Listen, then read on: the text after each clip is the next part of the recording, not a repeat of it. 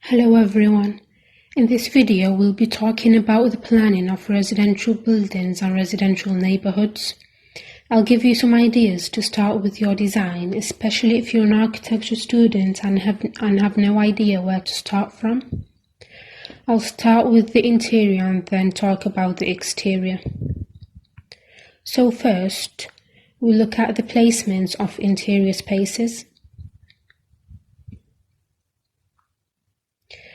So the kitchen, if it's got a dining area with it, it should be between 10 square metre and 14 square metre. And it should always be as close as possible to the entrance, because when someone has heavy shopping bags, they'd want to get to the kitchen quick. And it should be facing northwest or northeast. The living room, it's always a good idea for it to be next to or facing the kitchen and dining area, because these three spaces, they're the family area. They're used by all the households. And it should have a minimum area of 13 square metre.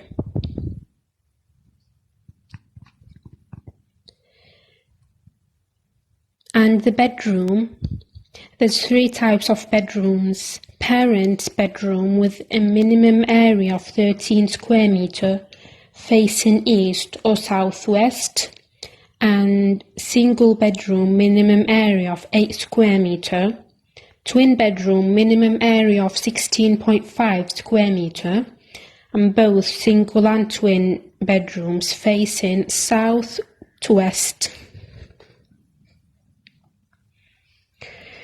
So the bathroom, it should always have the minimum movement area, which is 150 centimetres wide and 150 centimetres deep, plus the dimensions of the furniture. The movement area dimensions that I've given you, they're the dimensions suitable for a wheelchair to move freely, and the bathroom should face north. The bathroom, if possible, should be next to or above the kitchen, so it's easy for the water pipes to be installed. Or if it's a residential building of flats on top of each other, you can have the kitchens aligned horizontally on top of each other, and the same for the bathrooms, also aligned on top of each other, which makes it easier. All these dimensions I've given you, they're the minimum according to human scale, so you can choose yourself what areas you want to use, as long as they're below the figures I've given you.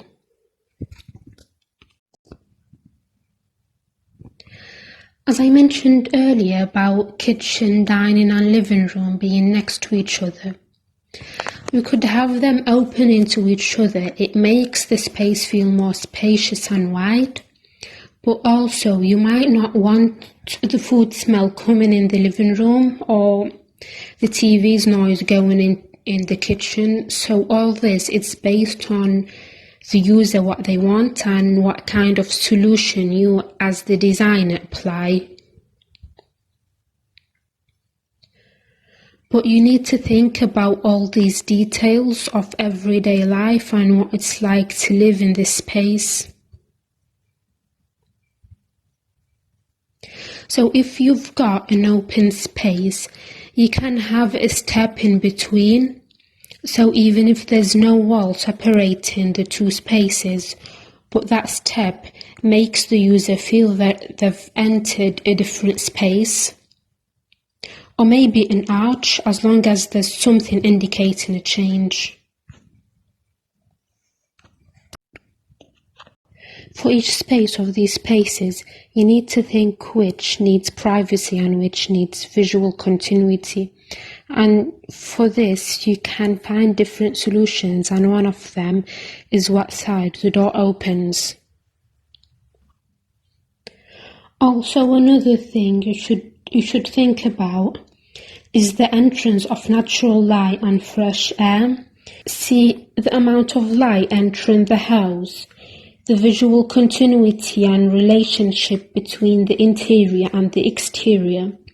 All this benefits for saving energy because they're using natural resources, and the positive psychological impact on the habitant. But this we've talked about now. It changes depending on the environment you're designing for and the surroundings, the culture of the society, the personality of the user. I'll show you another example to show you what I mean. See here, this is a residential building where the person who lives here built a wall closing the balcony. This is a common phenomenon in a lot of countries where the design of the facade, the type of openings, didn't suit the user. So we learn from this that we've got to study who we're designing for and balance between providing light and air with providing privacy. Now we'll talk about the exterior and the layout of the neighbourhood.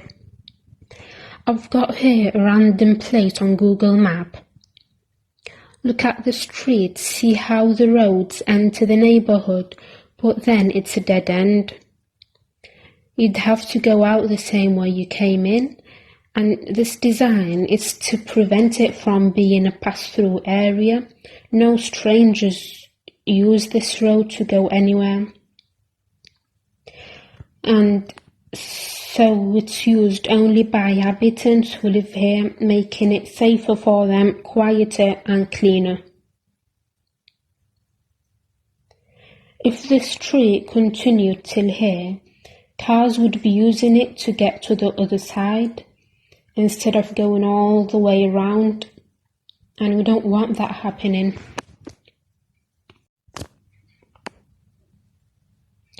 Another thing we should consider while designing a neighbourhood is visual continuity. Visual continuity between each apartment and parking spaces, and also playgrounds if there is one. This is also a random location I've chose. We see how the shape of the building allows visual continuity between each flat and the playground, and how there is no street in here protecting the children from cars. And also being able to see their cars that are placed parallel to the building, which also allows proximity. We don't want to be walking a long distance while carrying shopping bags or in the rain. So proximity is also an important thing to consider. We also need to think about shade.